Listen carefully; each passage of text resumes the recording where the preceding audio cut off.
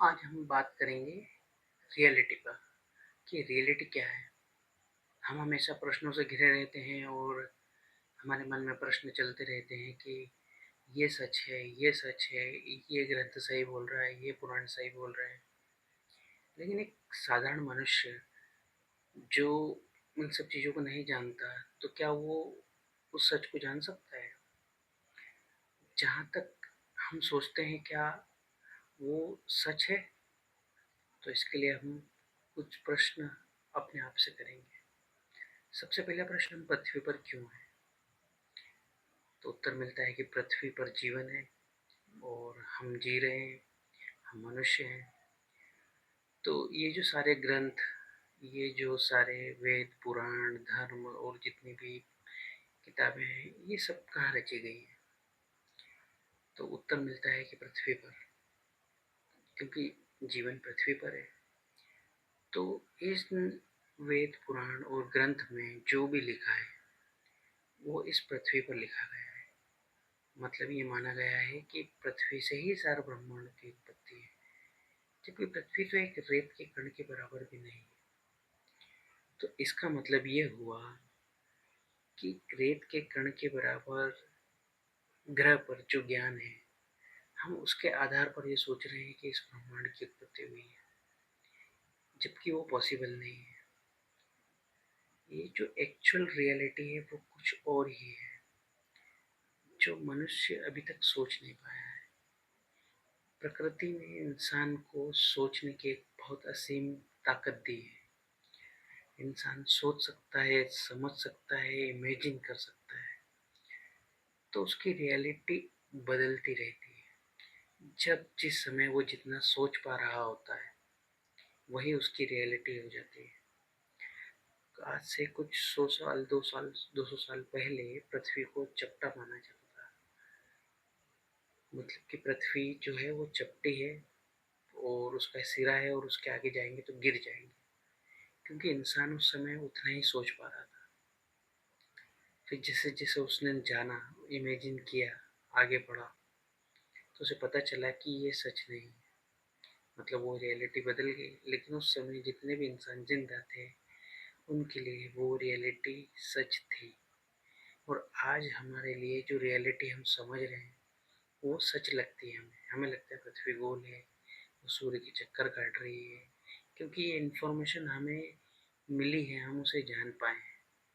तो हमें ये लग रहा है कि ये सच है। आने वाले 10 साल बाद हो सकता है कुछ और ही हो।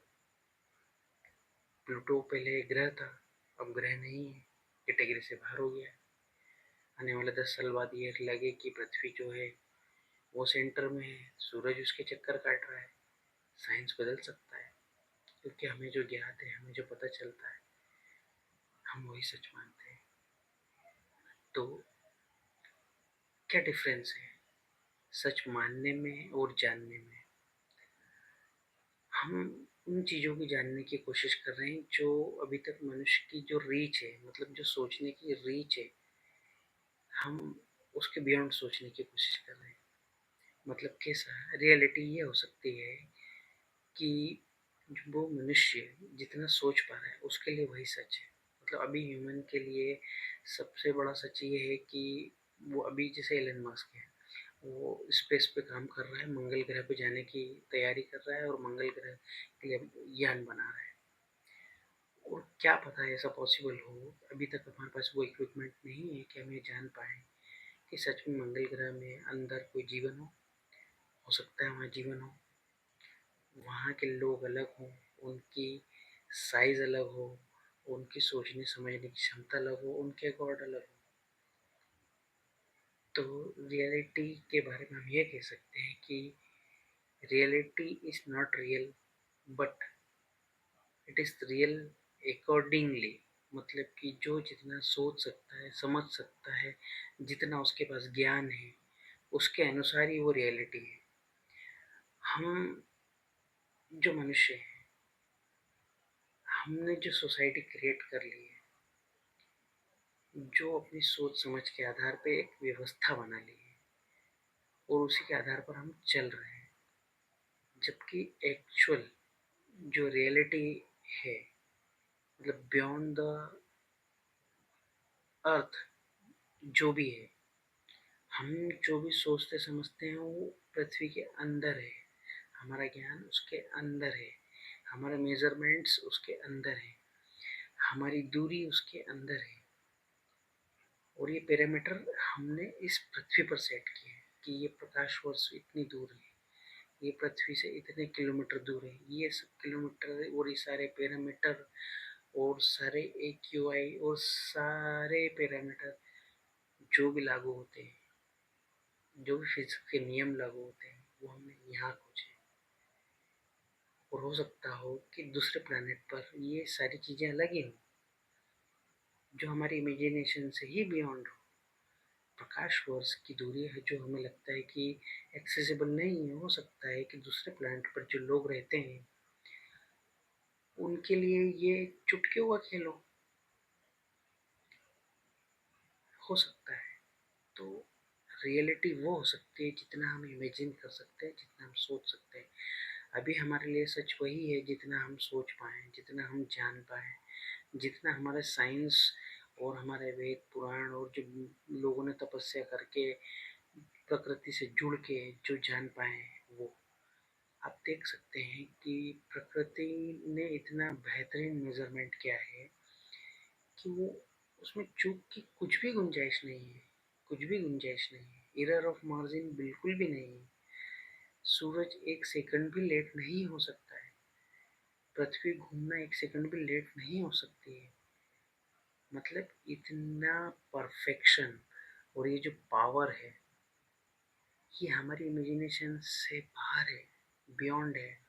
हम नहीं इतना परफेक्टली वर्क कर सकते, हमारे कंप्यूटर्स भी एरर्स कर देते हैं, लेकिन वो यूनिवर्स और वो प्रकृति एरर्स नहीं कर रही है। क्यों नहीं कर रही है? ऐसा कौन सा सुपर पावर है उनके पास, ऐसा कौन सा सुपर कंप्यूटर है जो इतना बढ़िया गणना उन्होंने की है? तो यही सब हम जानेंगे हमारी सीरीज में, बियॉन्ड द इमेजिनेशन। मतलब हम जो इमेजिन कर पा रहे हैं अभी, तो उससे हट के भी कुछ इमेजिन कर सकते हैं, क्योंकि जो हमने इमेजिन किया वही हमारे रियलिटी बन गई। हमारे लोगों ने उड़ने को इमेजिन किया तो उन्होंने प्लेन बना लिया। सेम वैसे ही हम जो इमेजिन करेंगे बियॉन्ड द लाइन विच है cut off by the society, society ने जो कट ऑफ बना दिया है उससे बियॉन्ड सोचने का, हम उससे बियॉन्ड सोचेंगे। और सोचेंगे अगर और इमेजिन करेंगे तो वो अपनी रियलिटी बन जाएगी। तो यही मेरा टॉपिक रहेगा आने वाले वीडियोस में, क्योंकि बियॉन्ड द लाइन अगर अपन सोच पा रहे हैं, आउट ऑफ द बॉक्स अगर सोच पा रहे हैं, आउट ऑफ द बॉक्स सोचा और इमेजिन किया, जो जैसे सोचता है, जैसे कि बड़े बड़े ग्रंथों में भी कोट लिखा हुआ है, महाभारत में भी, महाभारत में जो प्रसंग हुए हैं और उसमें जो महागीता में ज्ञान दिया गया है उसमें भी लिखा गया है कि आप जिस प्रकार सोचेंगे आपकी रियलिटी वैसी बन जाएगी। तो क्यों ना हम बियॉन्ड द लाइन सोचें कि हमारी रियलिटी बदल सकती है, कि हम जो सोचते हैं उससे हट के कुछ नया इमेजिन कर सकते हैं, कुछ नया जान सकते हैं। तो हम ये कोशिश करेंगे। इसके लिए हमें कुछ पढ़ने वढ़ने की ज़रूरत नहीं है, बस ये जानना है कि जो सब लोग सोच रहे हैं उससे हट के हम क्या सोच सकते हैं। अगर आप मेरी इन बातों से रिलेट करते हैं तो कमेंट कीजिए, मुझे लाइक कीजिए, सब्सक्राइब कीजिए। और हम एक ऐसी कम्युनिटी बनाना चाहते हैं कि जो बियॉन्ड द लाइन सोचे। और अगर आपके मन में भी ये सवाल आते हैं तो मुझसे कीजिए, मुझे कमेंट कीजिए, मैं उस पर वीडियो बना के आपको जो मेरी सोच है उसके अकॉर्डिंग आपको आंसर देने की कोशिश करूँगा। That's it.